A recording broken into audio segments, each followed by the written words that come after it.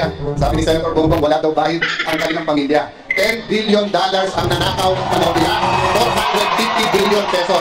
Nung isang linggo lang po, nagulat ako, 205 billion po niligay sa Napoles na mga NGO. Pork barrel po yun, hindi ng tatay na pero siya. Kung yun po ay hindi pa bahid ulit, hintayin nyo maging vice president siya, baka 100 billion dolyar na ang mawala sa atin. Senator Dastan, because Senator Marcos was on the two. Senator, I hope you don't mind, unahin ko muna si Senator Bongbong Marcos. Sir, go ahead. Unang-una, yung mga malalaking numero na nababanggit na ating kasamahan dito ay wala naman pong pinanggalingan. Kaya nagtataka ako kung saan kinuha yung napakalaking numero na sinasabi. Pangalawa, nagtataka naman ako na sa tagal namin pagsasama ni Senator Alan, ilang taon na kami magkasama sa partido, ilang taon na kami magkasama sa Senado, wala naman siyang binabanggit na siya inaalala niya tungkol dyan. Bakit ngayon lang? Bakit? Baka naman mapagsuspensya siya na namumulitika. Tungkol po doon sa kaso ng Pilat na sinasabi niya, nasagot na po natin yan. At kung may ebidensya man kontra sa akin, alam natin gagamitin po ng pamahalang ito. Dahil, you must remember, I am a Marcos and the President is an Aquino. Madam Spokesperson, ito, girl, tingnan mo ito, girl. Ito, Bongbong Marcos for plunder, plunder of 5 versus Bongbong Marcos over 205 pork barrel scam. Yan ang record. Hindi ko na sana ilalabas ito, pero, girl, yung nag-umpisa, tatapusin ko. Pagsalita kayo, yung totoo. Ako, sasagutin ko kayo, puro totoo ilalabas ko. So, yun na po ngayon. Marami pa kayong maririnig. Antayin natin yung mga tagdong. Puro kasi nungalingan. Ulitin ko po, kung may katotohanan, yung mga sinasabi niyo sa akin, magpapakulong ako. Gusto kong si Chubby Chingson, talagang hinukay niya pa sa kailaliman ng lupa yung nabasurang po yung petisyon para ibahin siya.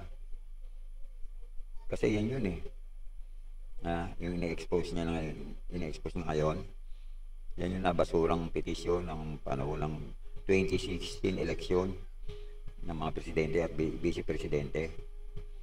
Yan. Ginamit na ni Alan Peter alias Tengkay yung expose na yan. Ang gumawa lang yan yung mga mga komunista na mga anti-Marcos para petition siyang hindi makatakbo ng pagka-vice-presidente.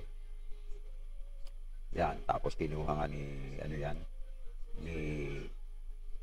Alan Peter Cayetano alias Mr. Tengkay. Kinuha yan.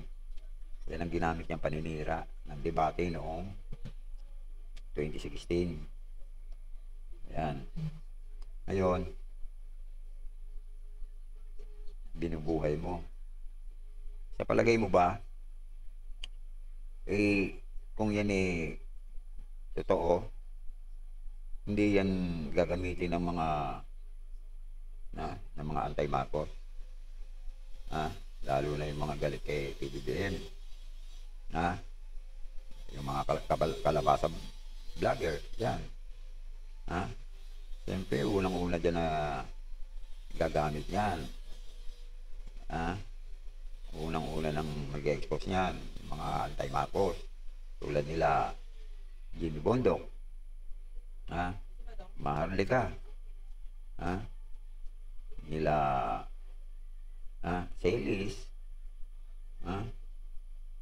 Saka ng grupo ng mga Duterte Black. Palagay mo hindi gagamitin yan? Kung yan totoo, ngayon, sasabihin mo, sinabi mo pa na nagsasabi ka ng totoo. At ang tinutukoy mo dyan si Yusek Pilar Castro. Ang tanong ko lang naman, sino paniniwalaan ng tao? Yung may bahid ng korupsyon o yung wala?